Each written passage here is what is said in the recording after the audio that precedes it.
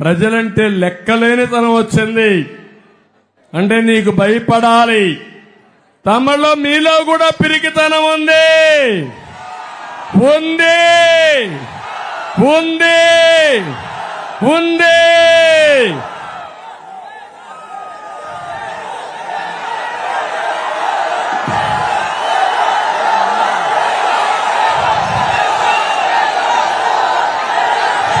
లేదా రోషం ఉందా? ఈ సిటీని నాశనం చేసిన వాడిని ఏం చేస్తారు? బొంద పెడతారా? బంగాళాఖాతంలో కలిపేస్తారా? నమ్మకమేనా? ఏం తమ్ముళ్ళు నమ్మకమేనా? ఏమమ్మా ఆడబిడ్డలు గట్టిగా చెప్పండి, కూడా చెప్పండి. ఏ సరే, ఎందుకు నేను ఈ మాట వాడుతున్నానంటే ఈ రాష్ట్రంలో ఒక అహంకారి సైకో,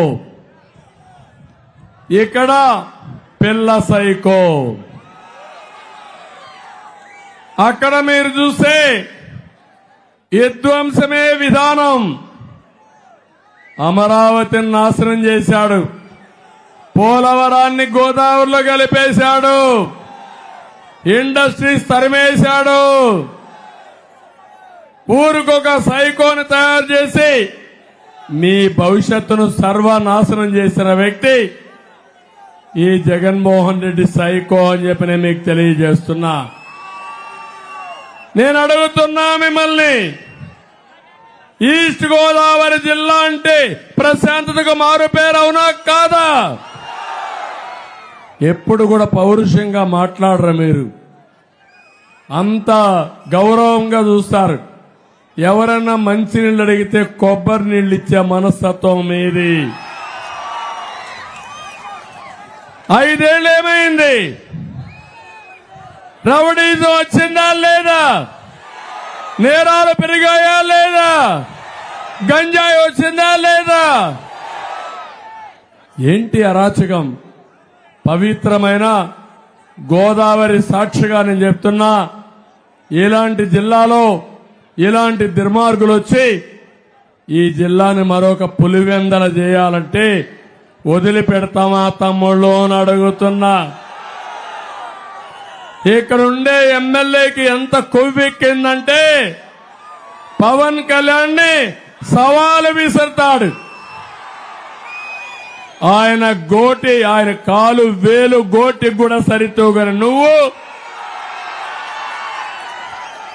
లెక్క లేకుండా మాట్లాడతావా? నువ్వు ఖబర్దార్, గుర్తుపెట్టుకో.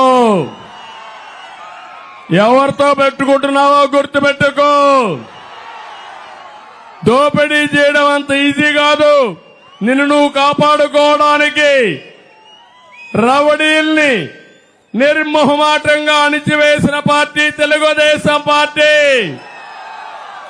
నిజ జీవితంలో కూడా గబ్బర్ సింగ్ నా మిత్రుడు పవన్ కళ్యాణ్ గారు.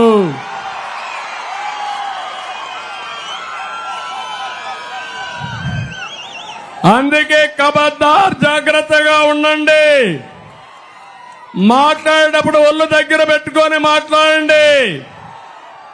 రాష్ట్రాన్ని దోపిడీ చేసి ఎక్కడికక్కడ కొవ్వెక్కిపోయి డబ్బుల మదంతో విర్రవీగే పరిస్థితికి వచ్చారు. ఈ విర్రవీగే వాళ్ళకు ఒకటే చెప్తున్నా, కళ్ళు వేసే బాధ్యత మాదని మీ అందరికీ హామీ ఇస్తున్నా. తమలో ఈయన పాలన వల్ల 30 ఏళ్లు నిక్కెళ్లిపోయాం. బాధ నా గురించి కాదు, పవన్ కళ్యాణ్ గారి గురించి కాదు, మీ గురించి బాధపడుతున్నాం. మీ యొక్క జీవన ప్రమాణాల గురించి బాధపడుతున్నాం. అదే మా ఆవేదన. ఒక విషయం చూడండి, ఆంధ్రప్రదేశ్ రాష్ట్రం అంటే సమర్థవంతమైన ప్రజలు, మెరికల్ లాంటి యువత, జీవనదులు, సారవంతమైన భూములు, 900 కిలోమీటర్లు సుదీర్ఘమైనటువంటి తీర ప్రాంతం. ఈరోజు మీరు చూడండి, ప్రపంచమంతా బ్రహ్మాండంగా రాణిస్తూ నెంబర్ 1 కమ్యూనిటీగా ఏ దేశానికి వెళ్ళినా అక్కడ ఎవరు బాగా పలుకుబడి ఉందంటే తెలుగువారే.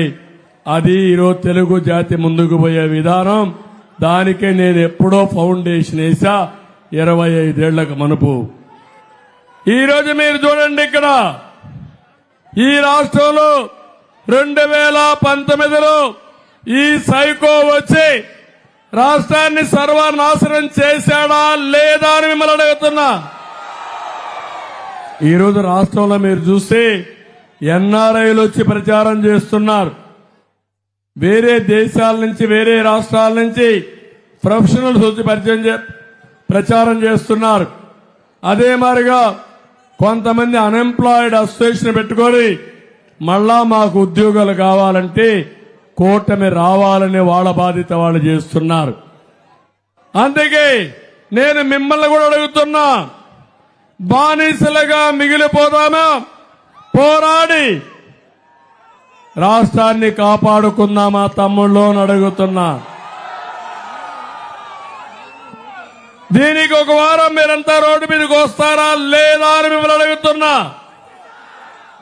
మీరు అనుకుంటున్నారు చాలా మంది ఏదో పవన్ కళ్యాణ్ గారికి అధికారం వస్తుంది, నాకేదో అధికారం వస్తుందని. కాదు. లేకపోతే ఇక్కడ ఉండే పంతం నానాజీకి ఒక ఎమ్మెల్యేనో, అదే మరి టీ టైం శ్రీనివాస్ గారికి ఎంపీనో, కొండబాబు ఎమ్మెల్యే అవుతారని మీరు అనుకుంటున్నారు. వాళ్ళు ఎమ్మెల్యేలు కావాలి, ఎంపీ కావాలి. మళ్ళీ ఈ రాష్ట్ర చరిత్ర, ఈస్ట్ గోదావరి చరిత్ర తిరగ రాయడానికి వీళ్ళు కావాలి, ఎన్నిక కావాలి. వీళ్ళ గెలుపు ప్రజా గెలుపు, వీళ్ళ గెలుపు మీ గెలుపు. ఆ విషయం మీరు గుర్తుపెట్టుకోవాల్సిన అవసరం ఉంది. అందుకని నేను ఒకే ఒక విషయం అడుగుతున్నా. ఈరోజు మేము పొత్తులో వచ్చాం. ఒక మాటలో చెప్పాలంటే 3 పార్టీలు కూడా త్యాగాలు చేశాం. ఒకసారి ఆలోచించండి.